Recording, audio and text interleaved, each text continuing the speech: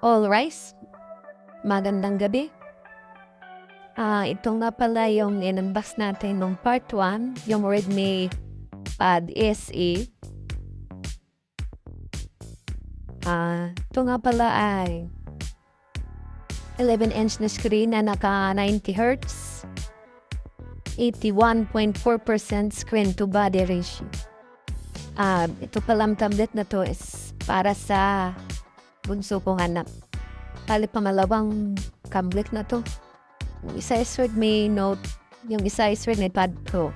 So, sama pala dito is yung manual niya.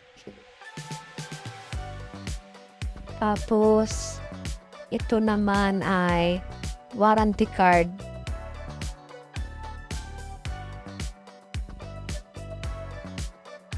May kasama na pala siya na SIM ejector.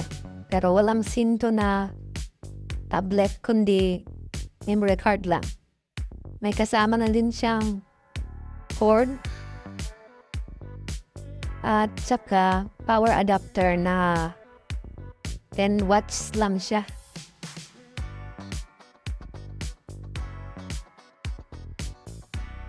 Okay.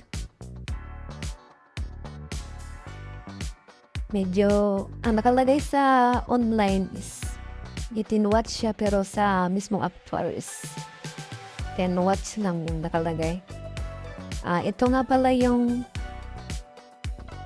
tablet mismo, may 11-inch na display na naka 90Hz, 400 nits, at 81.4% screen to body ratio.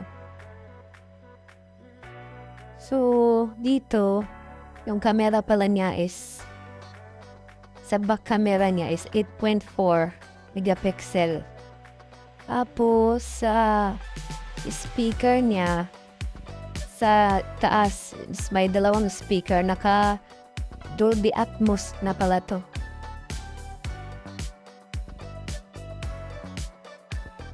Yan, makikita niyo dyan. Sa back camera is 8 megapixel. Purple nga pala yung kulay nito.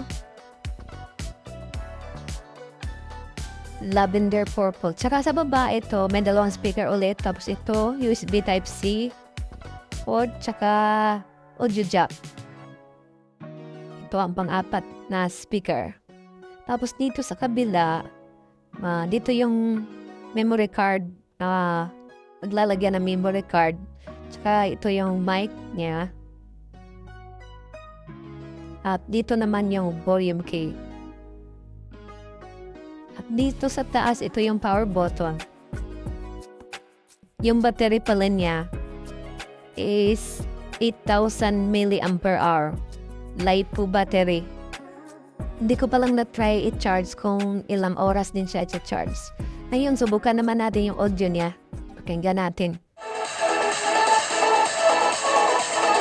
Yun. Malakas siya. Hindi gaanong kagandahan ng tunog. Pero sa lakas naman niya is talagang maririnig mo talaga siya. Maganda rin. Ngayon, subukan naman natin yung Wi-Fi connection niya. Yun.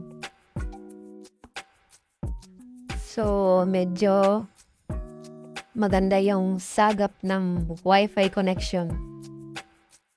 Ulit natin. Gamit ko pala dito is fast.com.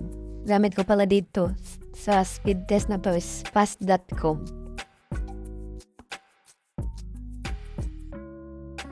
At ang kagandahan din pala nito, meron siyang MI Canva o MI Canvas na magagamit talaga ng mga bata sa pagdodrawing kasi mahilig yung mga bata sa pagdodrawing. Eto, subukan natin. 'Di ba? Yun, ibang kulay. So, goods talaga to sa mga bata. So, ngayon, test naman natin yung camera niya. kung maganda ba. Medyo madilim siya. Pero ito, test natin. Ito yung back camera. Saka ito naman yung front camera. Ito yung back camera.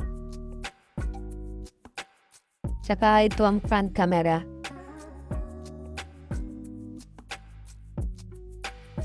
So, makikita natin na medyo dark yung front camera compare sa back camera. So, 5 megapixel lang kasi yung front camera. Tsaka 8 megapixel yung back camera. So, ito naman yung video niya sa gamit yung back camera. Tsaka ito naman yung sa front camera. Yung medyo dumidilim talaga siya. So, ayun. Nabili ko nga pala to sa Shopee. Yung SRP price niya, yung sa ngayon, yung pagtingin ko sa Shopee is nasa 8,000 siya. Pero nung nabili ko to, around 5,800 plus lang. Naka-sale kasi yun. Tsaka ginamitan ng mga shop voucher, tsaka Shopee voucher. So, kung nagbabala kayong bumili, siguraduhin nyo na yung naka-sale na date para mas makales kayo. Tsaka gamitan nyo ng voucher para mas makales. So, yun. Maraming salamat sa panonood at sa pag-uwi ko nito. Masisihan yung bata ko nito sa pag-uwi ko dahil para sa kanya to. Okay? Maraming salamat sa panonood.